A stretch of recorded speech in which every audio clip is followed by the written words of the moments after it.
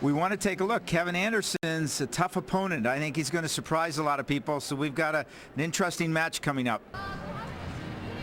Nadal's in for an interesting match tonight because Kevin Anderson is a big-time server, and those are the kind of players that can give Nadal some difficulty. He's also pretty solid off the ground. Good, hard-working player who has not been able to kind of break through into the top 50 yet, but this is a big moment for him here tonight. Qualifier. A guy who qualified with a couple of matches, then beat Leonardo Mayer and then Sam Querrey. And so here he is against Rafa. He's worked out a good game plan, particularly on how he's going to serve against Nadal.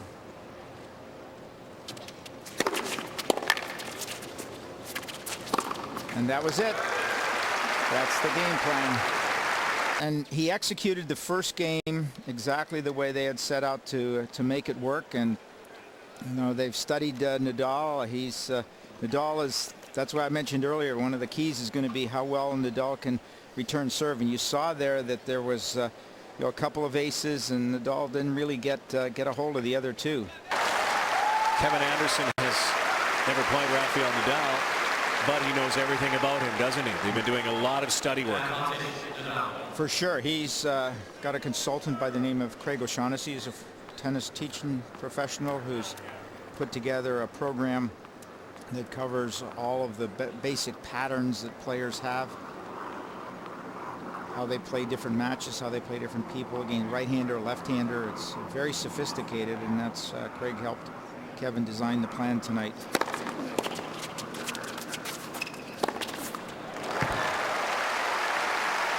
Uses technology, video technology, they have heard of before in other sports, called dartfish.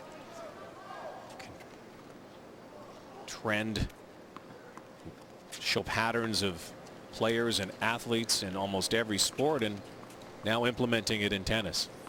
Yeah, it's doing a very good job with it, and Kevin Anderson is executing the game plan pretty well.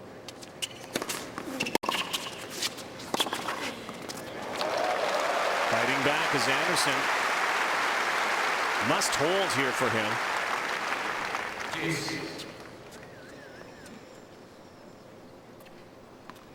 Team Kevin Anderson using whatever they can tonight, including computer technology against Rafael Nadal. From a serving perspective, he's going to be sliding it out wide a lot in the juice court, going a lot at the body, and on second serves going behind him because Rafa runs around his backhand so much. So I expect a couple of aces out wide on second serves in the ad court. We're able to look at patterns of play and extract the data, not so much chronologically, but for instance, we're able to say, show me every backhand return you hit in this match. Show me every time you approach in this match. And those numbers come up, and we're able to instantly access patterns of play, which is a real big advantage in tennis. What it really is an extra tool that can help you. 5-2. And a moon ball.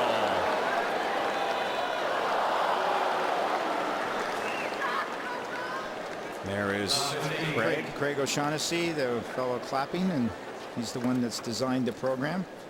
And you can design a program, and I think that stuff is fabulous. The science of sport. But as we said before, you still have to put all of that data into your body and use it into your mind to take on the world number one. Craig has accumulated thousands of hours of video, and for this match used a template from 2008. Right when Tsonga was able to take out Nadal very, very quickly and efficiently. And Anderson has a much bigger serve than Tsonga does. What the technology does basically is track every shot, and the tendency for a Rafael Nadal or a Roger Federer, and even the great ones, have things that they do, or their tendencies in rallies, or when they come to the net, or perhaps when they hammer baseline strokes. Right, and one of the most important is your tendencies under pressure. Kevin Anderson Cold serve, first game, second set. Lost the first 6-2. Down to Robert Bettauer. All right, I was listening with interest the whole piece on the dartfish metal tagging, and I think it's a great new technology. It's probably a next stage in the evolution of how we teach the game and understand the game. It's also interesting to observe a Nadal and a Federer who intuitively seem to figure a lot of these things out, the same way like a Gretzky has fantastic ice vision and intelligence.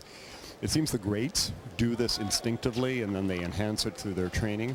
But to have a tool that all developing athletes can have that gives you a sense of what patterns are and how to enhance them and how to incorporate those into your game, I think that's great for the game. Yeah, and again, has been utilized by a number of sports now. And the Winter Olympics, we saw a number of athletes, figure skaters, speed skaters, who all used that technology and ended up on the top of the podium. Based on the way Anderson has been playing his previous four matches and the game plan they had set up, I thought that first set and the way Nadal started out yesterday in the first set, I thought it might have gone to a tiebreak.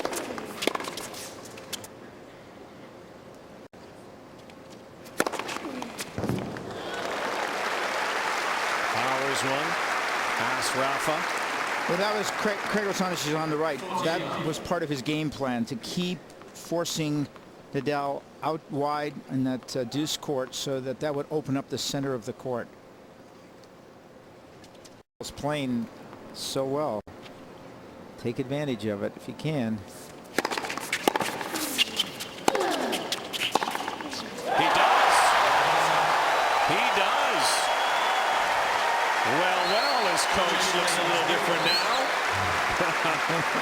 4 games all. The set back on serve, Robert Bettauer.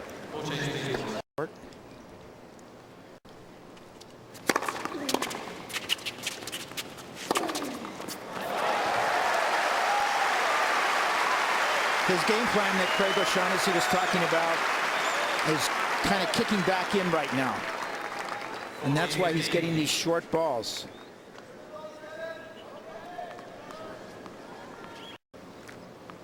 Got to move in.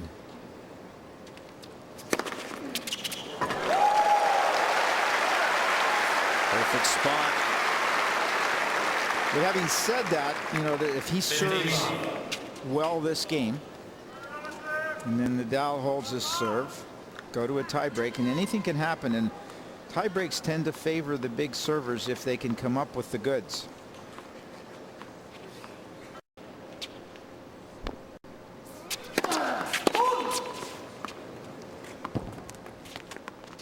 And you see the position where he is now. He's moving enough to the left to visually take away the slice of Nadal.